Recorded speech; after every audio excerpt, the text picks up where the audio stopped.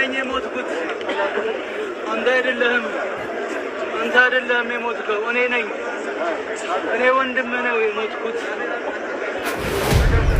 በአርቲስት ማዲንጎ አፈወርቅ የቀብር ስነ ስርዓት ላይ እንግዲህ ጎሳዬ ተስፋዬ አንተ አይደለም የሞትከው እኔ ነኝ የሞትኩት ወንድሜ ሲል የምትሰሙት ማመን ስለከበደው ነው በዚህ አይነት መንገድ ሀዘኑን ሲገልጽ የሰማ ነውና ይህን ቪዲዮ ያለ ምክንያት ይዤው አልመጣሁም። እንደምታውቁት ማዲንጎ አፈወርቅ ራሱ መኪና እያሽከረከረ ወደ ሆስፒታል ከገባ በኋላ መኪናው በሩ ላይ እንደቆመች ህልፈተ ህይወቱን ነው የሰማነውና በዛሬው ዕለትም ከፊቱ ፈገግታ የማይጠፋው ታዋቂው የቴሌቪዥን ፕሮግራም አዘጋጅ የማስታወቂያ ባለሙያ እንዲሁም የተለያዩ ፊልሞችን የሰራው ነፃነት ወርቅነህ መሞቱን እየሰማን እንገኛለንና እውነትን ለመናገር ህልፈተ ህይወቱን ስሰማ እኔ በጣም ነው ማመን የከበደኝና አንድ ነገር ጥያቄ ስለፈጠረብኝ ነው። ብዙዎች እንግዲህ ዛሬ ላይ ነፃነት ወርቅነህ በድንገት ሞተ የሚል አይነት መረጃ ብቻ ነው እያሰራጩ ያሉትና ስለ አሟሟቱ የሚናገሩ ሰዎች ብዙም አልሰማውም። እኔ ግን የእሱ አሟሟት ጉዳይ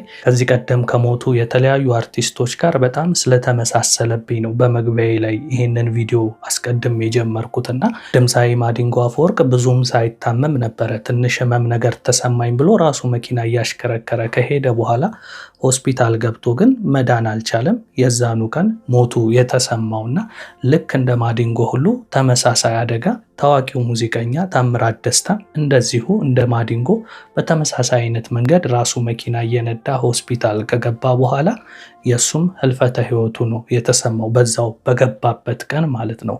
ልክ እንደነሱ ሁሉ ሌላኛው የትግርኛ ታዋቂ ድምፃዊ ሆነው ዳዊት ነጋም እንደዚሁ ድንገት አመመኝ አለ። ሆስፒታል ከገባ በኋላ መውጣት አልቻለም። ታዲያ ስለ ነፃነት ወርቅነህም ድንገተኛ ሞት ተነገረ እንጂ እኔ እስካለኝ መረጃ ድረስ የሰማሁት ነገር ምንድነው?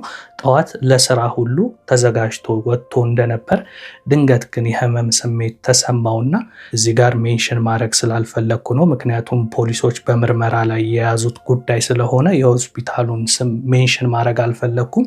ነገር ግን የገባበትን ሆስፒታል ጭምር ሰምቻለሁ። ጠዋት አካባቢ ላይ ሆስፒታል ገባ፣ ከሰዓት መሞቱ ተሰማና እዚህ ጋር በጽሁፍ የማሳያችሁ መረጃ ከታማኝ ምንጮች የተጻፈ ነው። ነገር ግን ምናልባት ሰዎች ዝም ብለው ነው የጻፉት ብዬ እንዳላስብ ሰይፉ ፋንታሁን የተናገረውን ነገር ላሰማችሁ። እኔ ነገሮችን በመረጃ እና በማስረጃ እንደማቀርብ ታውቃላችሁ። እስኪ ይህንን ነገር እንስማ። ካሁን በፊትም በዚህ ጉዳይ ላይ እሱም ለሕክምና ወጣ ባለበት አጋጣሚ አንድ ፎቶ አጋርቶን ነበርና እዛ ጋር በተገናኘ ደህና ነኝ ያን ያህል ለዚህ የሚያበቃም አልነበረም። ጤንነቱ በጣም ተስተካክሎ ስራ እየሰራ በነገራችን ላይ ነፃነት ወርቅነህ ትላንት የቤተሰብ ጨዋታን መጥቶ ቀርጿል።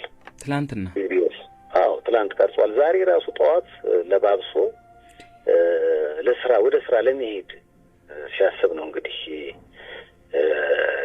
ይሄ ድንገተኛ ህልፈት የተከሰተውና በጣም አስደንጋጭ ቀን ነው። እኔ ምን እንደምል አላውቅም። በጣም ነው ያዘንኩት። ያው መረጃ መስጠት ስላለብኝ እዛው ለቅሶ ቤት ሆኜ ነው የደወልከውና እንግዲህ ሰማችሁ አይደለ? ትላንትና ሁሉ በኢቢኤስ የሚተላለፈውን የቤተሰብ ጨዋታ ፕሮግራም ቀረጻ ሁሉ አካሂዶ ነበር ማለት ነው። እሱ ብቻ አይደለም፣ በጽሁፍ ላይ ያሳየዋችሁን ነገር ደግሞ እዚህ ጋር በሰይፉ ላይ ሲመሰከር ሰምታችኋል። ልብሱን ለባብሶ እንደወጣና ይሄ ታዲያ ዝም ብሎ ድንገተኛ ሞት ነው ብላችሁ ታስባላችሁ? ለዚህም ነው ሌሎች አርቲስቶችንም አሟሟት ይዤላችሁ የመጣሁት። ተመሳሳይ አይነት አሟሟት ነው የሞቱት። ሆስፒታል ገብተው እንኳን ከ2 ከ3 ቀን በኋላ ሞቱ አይደለም እየሰማን ያለው። ድንገት አሟቸው ገቡ። ከዛ በኋላ በገቡበት በሰዓታት ውስጥ እንደሞቱ ነው የሰማነው እና እንዲህ ያለው አይነት ተመሳሳይ አሟሟት ለእኔ ዝም ብሎ አይነት አሟሟት መስሎ አይታየኝም። ይሄ እንደ ግሌ ነው።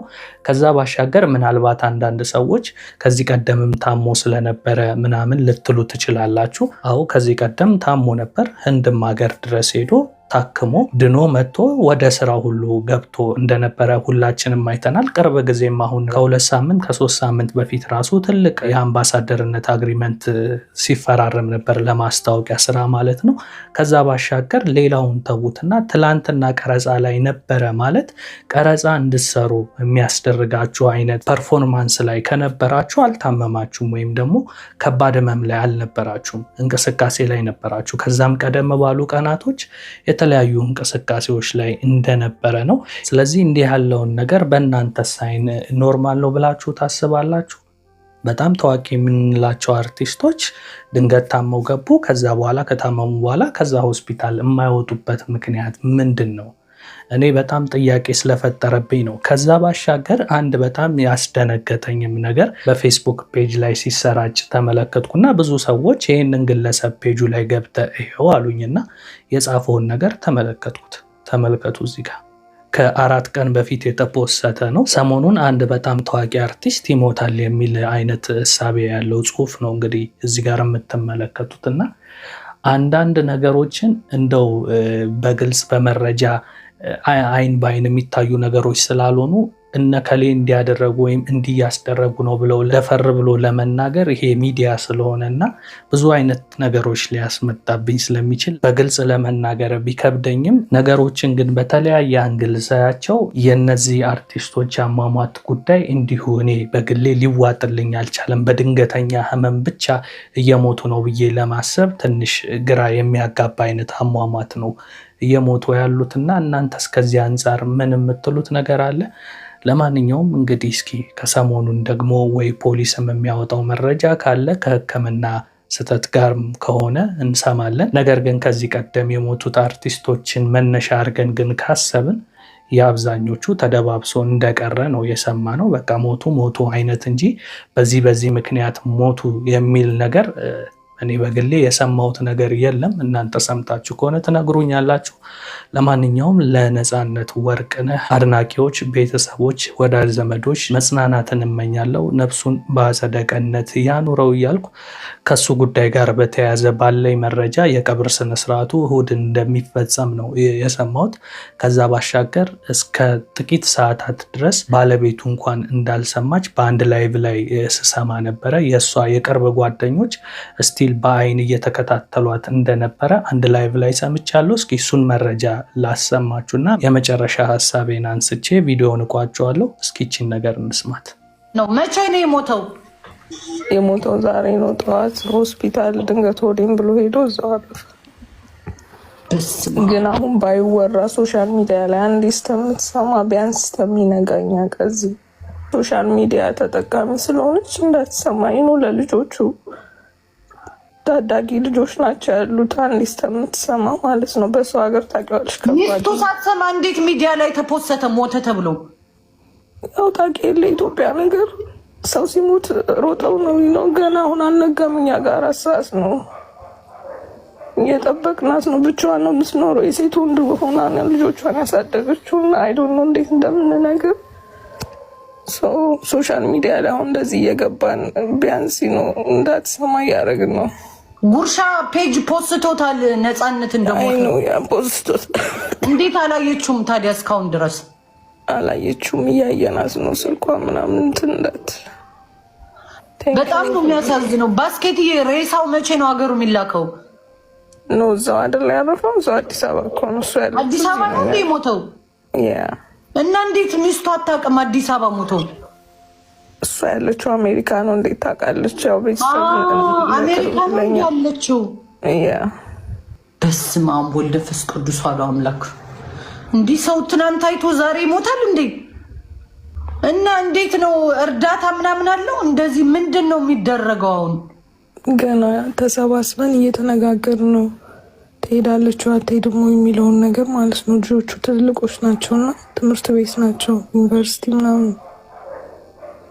እንዴት መሆን እንዳለበት ገና እየተነጋገርን ነው።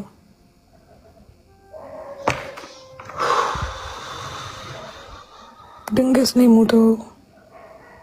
ሆስፒታል አልገባም። ለምንድን ነው አርቲስትና ዘፋኝ ሆዴን ታመምኩ ብለው ሆስፒታል ከገቡ አይወጡም? ሙተው ነው የሚመለሱት። ኢትዮጵያ ሀገር ላይ እንደሚታወቀው አርቲስት ነፃነት ወርቅነህ ባለትዳርና የ3 ልጆች አባት ነው። ባለቤቱና ልጆቹ ደግሞ የሚኖሩት አሜሪካ ሀገር ነው። እዚህ ጋር እንደምሰሙት እንግዲህ ባለቤቱም ልጆቹም የእሱን ሞት አልሰሙም።